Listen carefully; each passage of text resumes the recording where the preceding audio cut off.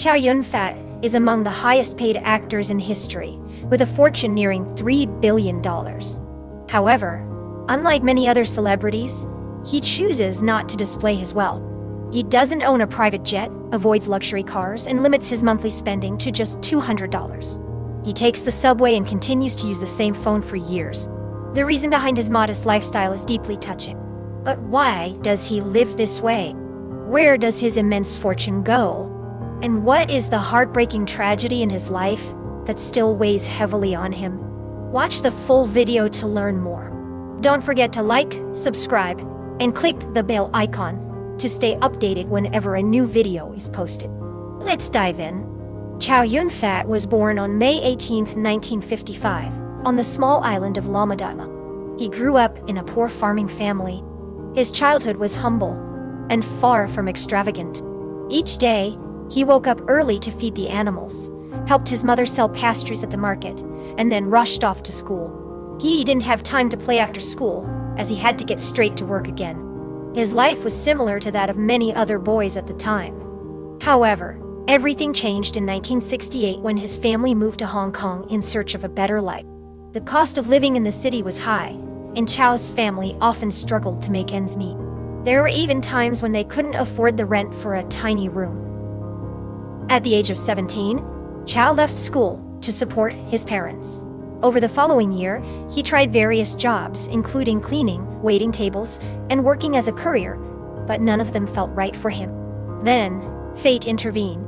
The TVB channel announced an open casting call for actors, welcoming those with or without experience.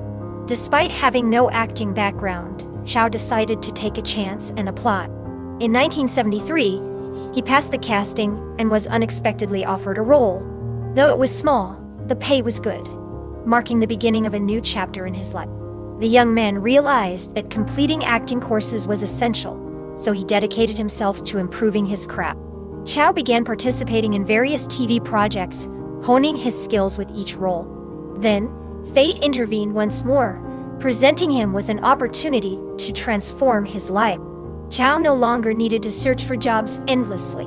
For several years, he appeared in TV shows and films, though most of his roles were minor and in productions that didn't gain much recognition.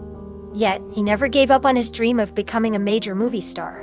In 1986, fortune finally smiled upon him. Chow landed the lead role in John Woo's film A Better Tomorrow, which became a massive success. This breakthrough catapulted him into fame. Just a year later, he collaborated with director Ringo Lam, and together they created films like Prison on Fire and City on Fire. These movies solidified his status as a megastar, with audiences praising him as a remarkable Asian actor. But even greater opportunities awaited him in Hollywood, where he would go on to achieve global fame. In 1998, Chow acted as a hitman in a movie called The Replacement Killers, directed by Antoine Fuqua. Later, he starred in the historical and poetic film Anna and the King, playing the title role alongside actress Jodie Foster. This movie received a lot of positive reviews from both viewers and critics. Chow's performance in the fantasy film Bulletproof Monk was also well liked. Throughout his career, he's appeared in over 100 films, earning him considerable recognition. By 2014, he was the second highest earning actor in Hong Kong, and now his fortune is estimated at $750 million. Even though he has the money to eat at the most expensive restaurants in the world, he's always seen eating at street stalls, and the same goes for cars. While the famous actor Jackie Chan drives a Lamborghini, Chow is content with public transportation. That's why it's common for fans to encounter him on the subway, and he's always happy to take photos with them. Chow explained his willingness to do so, saying, "If you can make someone happy, it is considered a blessing to yourself too. There are many unhappy things in this world, and if you can make someone happy for just that short moment, then it's like being a Boy Scout and doing a good deed." But that's not all. He doesn't like wearing fancy designer clothes. The only time he wears expensive suits is for events with strict dress codes, like the red carpet. Otherwise, he sticks to thrift store clothes, and his sandals are super cheap, less than $15. He used an old Nokia for 17 years until the phone simply fell apart from old age.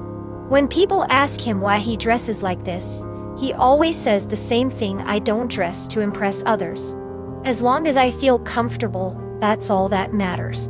In a recent interview, he shared some surprising details about his monthly spending. Believe it or not, this billionaire only spends around $200 each month.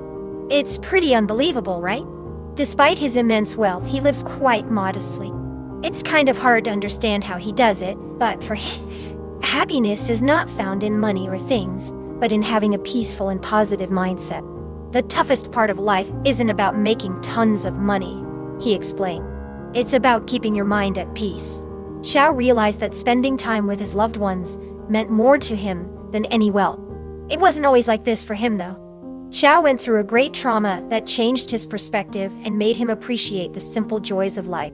The young and prominent Xiao attracted the attention of women. However, he didn't meet his wife, Jasmine, right away. His first love was the actress Candy Yu. Initially, their stormy relationship ended in separation. After 5 years apart, the young couple reunited, which eventually led to marriage. However, this union lasted only 9 months. In 1976, Xiao entered a new romance with the stunning actress Eddie Chandaro. Despite 5 years together, the relationship came to an end. Xiao's mother disapproved of Edie, and not wanting to go against his mother's wishes, Xiao chose to part ways. This experience left him disillusioned with relationships and doubtful about finding true happiness. In 1986, Xiao met Jasmine Tan, who would later become his wife. Jasmine came from a wealthy family in Singapore. At the time, Xiao was not yet famous, but the two fell deeply in love and faced numerous challenges together.